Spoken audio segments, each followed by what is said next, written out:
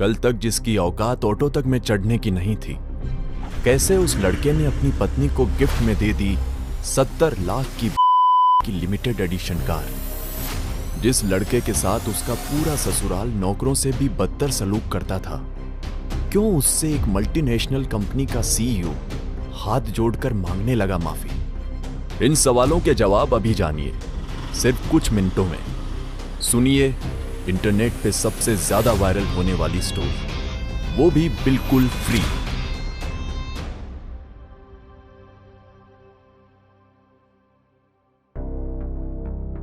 खबरदार, खबरदार जो तुम मेरे ऑफिस है, अगर किसी को भी पता चल गया ना कि मैं तुम्हारी पत्नी हूं, तो बस गई मेरी सारी इज्जत पानी में।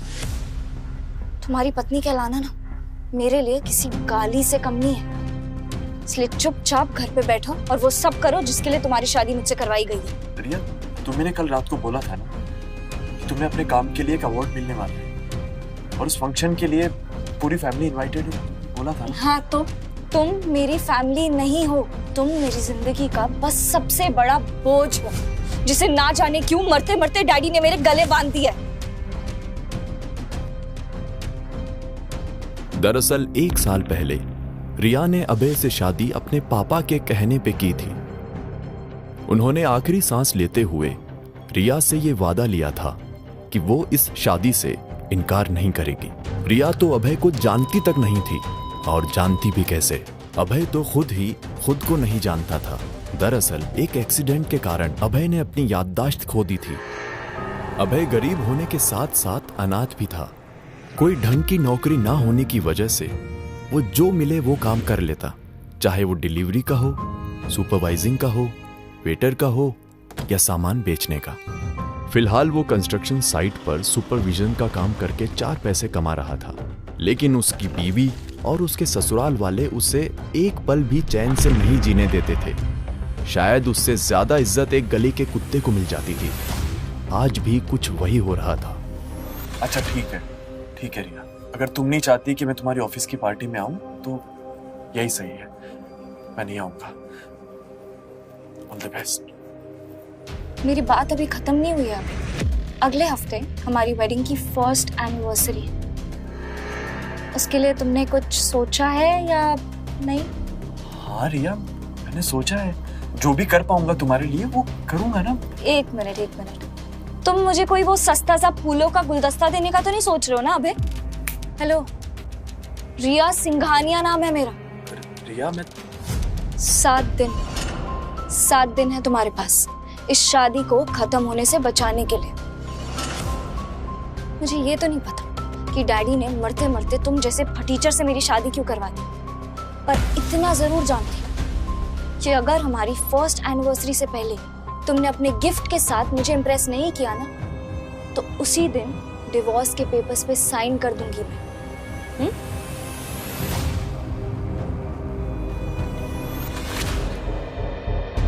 रिया और अभय की शादी भले ही जबरदस्ती की थी, पर रिया दिखने में इतनी खूबसूरत थी कि उसे देखते ही किसी भी लड़के का दिल पिघल जाए।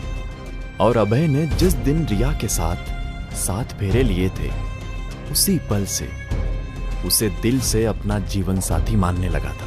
आज रिया की ये धमकी सुन अभय का दिल जोर जोर से धड़के जा रहा था। रिया, तुम गलत नहीं हो, तुम सही कह रही हो, और तुम जैसी लड़की एक अच्छा लड़का डिजर्व करती है। और ट्रस्ट मी यार, मेहनत कर रहा हूं मैं जितना भी कर सकता हूं उससे ज्यादा कर रहा हूं।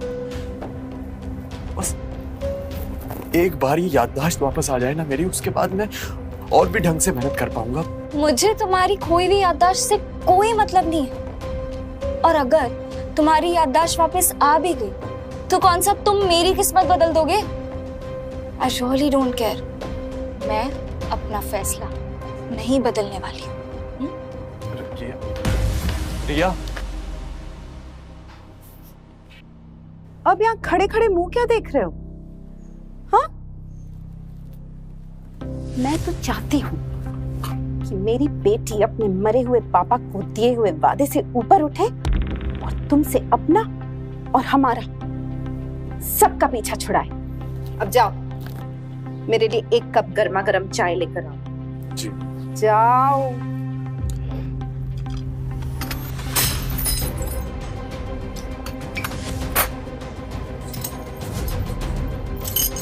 ये क्या किया तुमने अबे?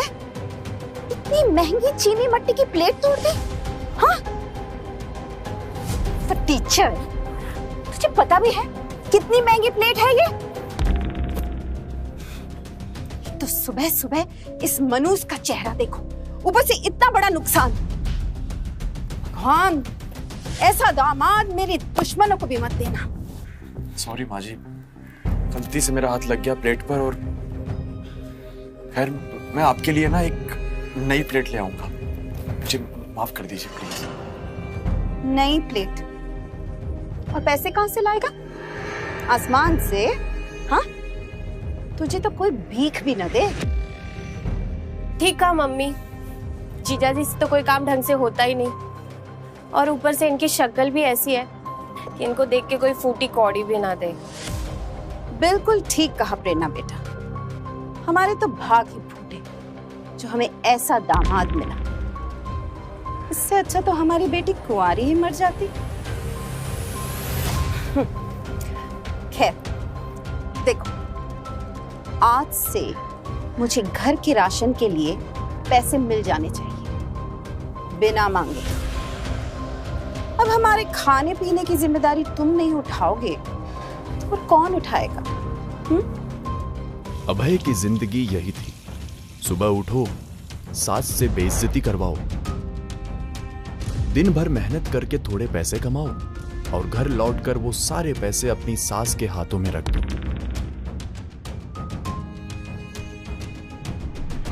उसका हुलिया देख के कोई भी बता सकता था कि अभय की माली हालत कैसी थी। कंस्ट्रक्शन के काम से सने कपड़े जो जगह जगह से फटे होते, शक्ल पर मेहनत की धूल जमी हुई, पैरों में टूटी हुई चप्पल। ऐसी हालत में भी उसकी लगन सराहनीय थी, जो ऐसे परिवार की देखभाल करने के लिए अभय हर रोज अपनी जी जान लगा देता। अभय ड्राइंग रूम में खड़ा चुपचाप ये सारी बातें सुन रहा था। उसकी सास और साली के शब्द दिन ब दिन कड़वे होते जा रहे थे। उन दोनों के मुंह से ये बातें सुन अभय का मुंह उतर गया।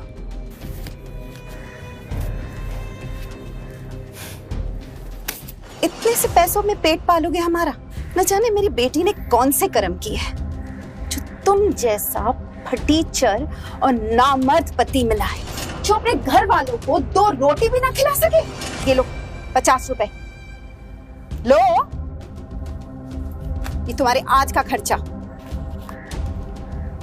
पर माँ जी, 50 रुपए तो मुझे काम तक पहुंचने में लग जाएंगे। काम? इसे काम नहीं, मजदूरी कहते हैं दामाद जी। ईंटें उठाना, सीमेंट के बोरे लादना, किसी के घर पे काम करना, ये काम नहीं होता। और अब तुम चाहे पूरे दिन भूखे रहो या पैदल चलो या जो भी हो, मुझे उससे कोई मतलब नहीं। 50 रुपए से ज्यादा एक फूटी कौड़ी नहीं मिलेगी तुम्हें, समझे? लेकिन माँ, जीजा जी के पास तो जहर खाने के भी नहीं पैसे बचे। जहर खाने के लिए राजी तो हो? इसे अपने हाथों से, अपने पैसों से जहर खिलाऊंगी। काश मैं भी किसी अमीर खानदान में पैदा हुआ होता। मेरे पास भी एक बड़ा घर, एक गाड़ी, सब कुछ होता। तब शायद मैं एक अच्छा दामाद और एक अच्छा पति बन सकता।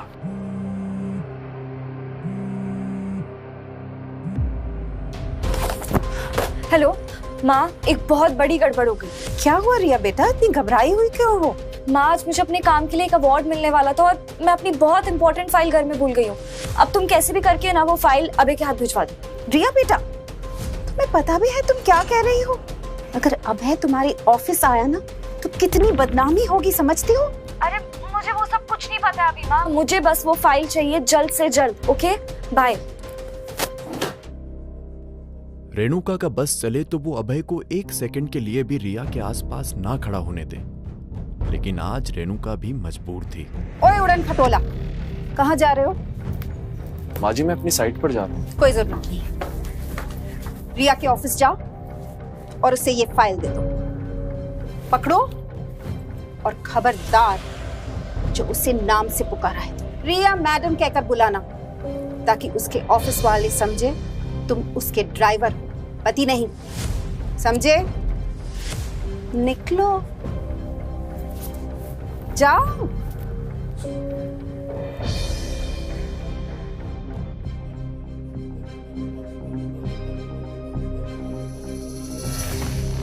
लेकिन जैसे ही अभय को अपने करीब एक परफ्यूम की खुशबू आई, उसके सेंसेस अलर्ट हो गए, क्योंकि वो इस खुशबू को पहचानता था।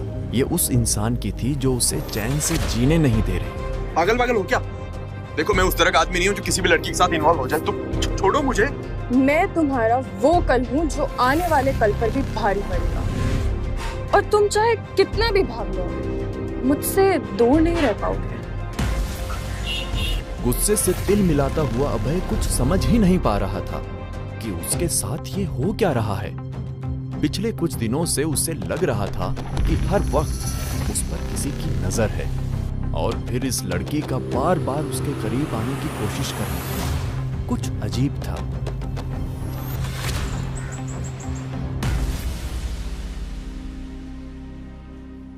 अंदर कहाँ घुसे जा रहे हो? आईडी दिखाओ अपनी। मेरे पास आईडी तो नहीं है, लेकिन मेरी बीवी है। अब मेरा मतलब है कि ये फाइल मुझे रिया सिंघानिया को देनी है। रिया, रिया मेरी एम्प्लॉय। लो, ये मुझे दे। वो और कोई नहीं, रिया जिस कंपनी में काम करती थी उसी कंपनी का मालिक सूर्य प्रकाश था। सॉरी सर, ये फाइल रिया के लिए बहुत जरूरी है, मैं बस उसे ही दूंगा। ओह हीरो, थोड़ा ठंड पा तो होगा उसका कोई ड्राइवर या नौकर, पर मैं ना उसका बॉस हूं और उसका होने वाला मंगेतर।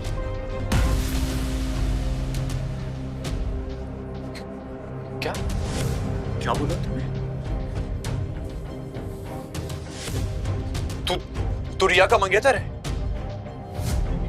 क्या ये बात रिया को पता भी है कि उसका ये सो कॉल्ड बॉस उसे उसकी पीठ के पीछे अपनी मंगेतर बुलाता है? अबे साले, तेरी इतनी हिम्मत, तू मुझे धमकी देगा? भाई तू है कौन? पति हूं मैं रिया का, और मेरी बीवी है वो, और उसको अपना बनाना तो दूर, उसको आंख उठाकर भी देखा ना तो यही कहीं जमीन में गाड़ दूंगा तुझे।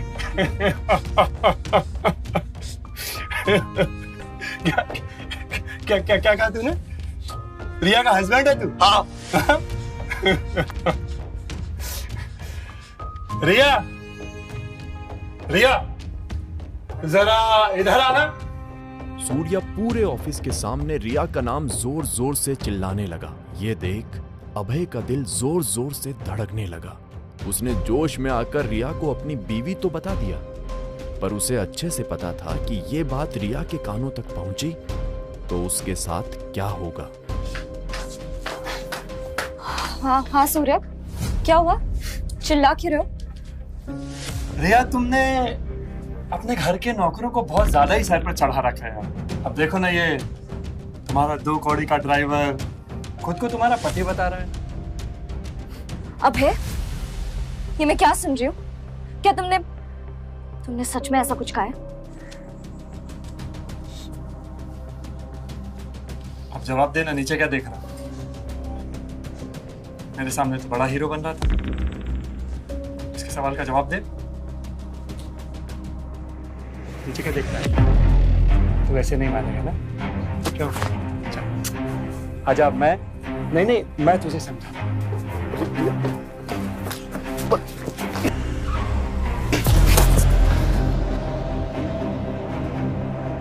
ना तो तू इस ऑफिस में कदम रखने लायक और ना ही रिया का ड्राइवर बनने लायक। रिया के मन में फिलहाल अभय के लिए इतनी नफरत पैदा हो चुकी थी कि उसने एक बार भी अभय को उठाना ठीक नहीं समझा। अभय अपनी आंखों में आंसू लिए रिया को लगातार देखे जा रहा था, जैसे उसे उम्मीद हो कि रिया एक बार, बस एक बार उसे उठाने आएगी। बीवी के नाते ना सही तो कम से कम इंसानियत के नाते ही सही। अभय को कार के नीचे आता देख कार के अंदर बैठा आदमी हड़बड़ाते हुए बाहर आया। वो इंसान और कोई नहीं, मिस्टर खन्ना थे। वही मिस्टर खन्ना जिनके साथ आज रिया और सूर्या की बहुत ही इंपॉर्टेंट मीटिंग थी। जब उन्होंने अभय को नजदीक से देखा तो चौंक उठे। अभय सर आप यहाँ, वो भी इस हालत में? माफ कीजिएगा सर, पर मैंने आपको देखा नहीं सर। हमने आपको कितना ढूंढा पर आपकी कोई खबर नहीं मिली। मिस्टर खन्ना को अभय से ऐसे बात करते देख रिया और सूर्या दोनों के होश उड़ गए। मिस्टर खन्ना, आप इसे कैसे जानते हैं? इन्हें, यू मीन मिस्टर अभय? आप मजाक तो नहीं करी मिस रिया? इन्हें कौन नहीं जानता है? पिछले 1 साल से मिस्टर अभय लापता है, तभी आज ऑफिस इवेंट में मैं आया हूँ, नहीं तो इनके सामने मेरी कोई औकात नहीं है। What? ऑफिस इवेंट में आपकी जगह ये आता? You must be joking. ऐसा कैसे हो सकता है? इसकी औकात ही क्या? माइंड योर लैंग्वेज मिस रिया। आपकी इस बदसलूकी के वजह से हमारी कंपनी के इन्वेस्टर्स की तरफ से हम आपको हमेशा के लिए ब्लैकलिस्ट करते हैं। And how dare you speak so low about mister Abhay? आप जानती भी है कि ये कौन है? और फिर जो मिस्टर खन्ना ने अभय के बारे में कहा, उसे सुन रिया के साथ साथ सूर्या के भी होश उड़ गए। जिस रिया की आंखों में अभय के लिए अब तक नफरत थी, उन्हीं आंखों में अब डर था, और उससे भी ज्यादा कुछ था, तो वो था पछतावा। आखिर ऐसा क्या बताया मिस्टर खन्ना ने अभय के बारे में? कौन था अभय अपनी याददाश्त खोने के पहले, और क्या है उसकी सच्चाई? अपनी पत्नी रिया से पूरी तरह जलील होने के बाद अभय उदास होकर सड़क पर चला जा रहा था। तभी अचानक उसे रिया का कॉल आया। हेलो रिया। अभय, तुम इस वक्त कहाँ हो? मैं घर के पास ही हूँ। अच्छा, वो रिया, आई एम सो सॉरी। आज जो हुआ मेरी वजह से, लेकिन मैं तुम्हें किसी और... ये सब छोड़ो अभय, तुम जल्दी से घर आ जाओ। क्या हुआ रिया, तुम ठीक तो हो ना? हाँ, मेरे पास तुम्हारे लिए एक सरप्राइज है। ऐसा सरप्राइज जो मैं न जाने कब से तुम्हें देना चाहती थी। मेरे लिए? लेकिन वेकिन छोड़ो और फटाफट आ जाओ, वरना मैं नाराज हो जाऊंगी। नहीं, मैं अभी आया। ये पहली बार था जब रिया ने अभय से इतने प्यार से बात की थी, और वो अभय को कोई सरप्राइज देने वाली थी। इस खुशी में अभय अपनी सारी बेइज्जती भूल गया। रास्ते में जाते हुए उसने रिया के लिए एक गजरा खरीदा, लेकिन जब वो घर पहुंचा तो उसके पैरों तले जमीन खिसक गई। इससे पहले कि वो कुछ कह पाता, उसकी सास ने दरवाजे पर खड़े अभय से कहा, अभय, वहीं रुक जाओ। माँ जी। रिया, खबरदार जो मेरी बेटी का नाम अपनी गंदी जुबान से लिया तो। रिया से अब तुम्हारा कोई लेना देना नहीं है। रिया मेरी पत्नी है माँ जी। पत्नी थी, देख नहीं रहा तुम्हें? रिया सूर्या के साथ 7 फेरे ले चुकी है। कहाँ तुम फटीचर और कहाँ मेरा नया दामाद करोड़पति सूर्या। दफा हो जाओ यहाँ से, और फिर कभी अपनी शक्ल मत दिखाना। पैसों के लिए सूर्या से शादी कर चुकी रिया भला कैसे अपने पुराने गरीब पति को बेइज्जत करने का मौका छोड़ सकती थी? लालची रिया ने अभय से कहा, तो अभय, कैसा लगा मेरा सरप्राइज? रिया, मैं प्यार करता हूँ तुमसे। तुम मेरे साथ ऐसा कैसे कर सकती हो? प्यार? प्यार औकात देखकर किया जाता है अभय, और तुम्हारी औकात तो मेरे नौकर बनने की भी नहीं है। पता नहीं क्यों मेरे स्वर्गवासी पापा ने तुमसे मेरी शादी करवा दी थी, पर तुम्हारे साथ इस शादी का बोझ मैं अब और नहीं झेल सकती। अब अपना 2 कौड़ी का प्यार रखो अपनी जेब में और निकलो यहाँ से। मैंने पापा को दिया हुआ वादा पूरा कर दिया, अब मेरा तुमसे कोई लेना देना नहीं है। रिया बेटा, तुम अंदर जाओ, सूर्या तुम्हारा इंतजार कर रहा होगा। और तुम अभय, सुना नहीं रिया ने क्या कहा? निकलो यहाँ से। इतना कहकर रेणुका ने अभय के मुंह पर दरवाजा बंद कर दिया। गरीब अभय आंखों में आंसू लिए वहां से निकल गया। वो थोड़ी दूर पहुंचा ही था कि तभी अचानक कुछ गुंडों ने आकर उसका रास्ता रोक लिया। कौन हो तुम लोग? तेरी मौत। इतना कहकर वो सब एक साथ अभय पर टूट पड़े, लेकिन इससे पहले कि वो अभय को छू भी पाते, अभय ने किसी फिल्म के एक्शन हीरो की तरह एक एक करके सभी गुंडों को पछाड़ दिया। खुद अभय भी नहीं समझ पा रहा था कि वो अकेला कैसे इन गुंडों पर भारी पड़ गया। वो बार बार खुद से यही सवाल कर रहा था, ये अचानक मुझे क्या हो गया था? मैं इतने सारे गुंडों का सामना कैसे कर पाया? और कौन थे ये लोग? तुम यही सोच रहे हो ना कि तुम्हारे जैसा मामूली आदमी कैसे इन ताकतवर गुंडों पर भारी पड़ गया? तुम यहाँ कैसे आई? मेरा पीछा क्यों नहीं छोड़ती हो तुम? क्यों परेशान कर रही हो मुझे? मैं तुम्हें परेशान नहीं कर रही, बल्कि सिर्फ मैं ही तो तुम्हें हर परेशानी से बचा सकती हूँ। तुम खुद को जो समझ रहे हो ना, तुम वो नहीं हो। पुराना अभय ऐसा नहीं था। पुराना अभय? मैं नहीं जानता तुम किस अभय की बात कर रही हो, लेकिन जो अभय तुम्हारे सामने खड़ा है, आज उसकी बीवी ने चंद पैसों के लिए किसी और से शादी कर ली। मुझे अपना कोई अतीत नहीं जानना। मैं समझ चुका हूँ कि दुनिया पैसे से चलती है और मेरा कसूर यही है कि मेरे पास पैसा नहीं है। पैसा? पैसा तुम्हारे पाँव की धूल है अभय। सही वक्त आने दो, तुमसे ज्यादा रिया खून के आंसू रोएगी। उसे नहीं पता कि उसने क्या खोया है। अगले दिन जब अभय अपनी साइट पर काम कर रहा कि तभी एक लंबी गाड़ी में उसकी सास रेणुका वहां आई। अभय जल्दी आओ यहाँ, मेरे पास पूरा दिन नहीं है। ये लो तलाक के कागज, जल्दी इन पर साइन करो और हमारा पीछा छोड़ो। अभय जानता था कि रेणुका से बहस करने का कोई फायदा नहीं होगा, इसलिए उसने उन पेपर्स पर साइन कर दिए। हाँ, आखिरकार इस मनहूस से पीछा छूटा। रेणुका इतना कहकर वहां से चली गई। अभय ने देखा कि वो काले कपड़ों वाली लड़की दूर खड़ी ये सब देख रही थी। मुझे इस लड़की से बात करनी ही होगी। मुझे जानना ही होगा कि मेरा अतीत क्या था। सुनो, मैं अब इस लुका छुपी को खत्म करना चाहता हूँ। क्या तुम सच में मेरी किस्मत बदल सकती हो? हाँ। तो फिर मुझे सबूत दो। जरूर, लेकिन यहाँ नहीं, चलो मेरे साथ। वो लड़की अभय को लेकर के एक कैफे में पहुंची, जहां रिया अपने नए पति सूर्या के साथ पहले से मौजूद थी। किसी को शक ना हो इसलिए वो लड़की अभय से दूर जाकर खड़ी हो गई। अभय, तुम इतने महंगे कॉफी शॉप में क्या कर रहे हो? सूर्या, ये मेरा पुराना पति है जो मजदूरी करता है। पक्का यहाँ अमीर लोगों से भीख मांगने आया होगा। हम भी कुछ दे ही देते बेचारे गरीब को। पैसों की अकड़ दिखाते हुए सूर्या ने अभय के मुंह पर 2000 का नोट फेंक दिया और दोनों गरीब अभय को जलील करने वहां चले गए। जैसे ही रिया और सूर्या गए, वो लड़की फिर से अभय के पास आ गई। परेशान मत हो अभय, इन्हें नहीं पता कि ये किससे पंगा ले रहे हैं। तुम्हारा वक्त बदलने वाला है। बस तुम्हें अपनी सास के घर से वो बॉक्स लाना होगा जिसपे एक बैच लगा हुआ है। वो बॉक्स ही तुम्हारी तकदीर का ताला खोलेगा। तुम्हें कैसे पता कि मेरे पास वो बॉक्स है? सही वक्त आने पर इसका भी जवाब मिल जाएगा। अभी के लिए उस बॉक्स में रखा प्लैटिनम कार्ड लेकर रॉयल बैंक चले जाना। तुम्हें तुम्हारी औकात और हैसियत पता चल जाएगी। इतना कहकर वो लड़की वहां से चली गई। शाम होने पर वो बॉक्स लेने अभय अपने ससुराल पहुंचा। अभय को देखते ही उसकी सास रेणुका गुस्से में तिलमिला गई। तुम्हारी यहाँ आने की हिम्मत कैसे हुई? मैं बस अपना सामान वापस लेने आया हूँ। उसे तो मैंने कचरे में फेंक दिया, जाकर देख लो।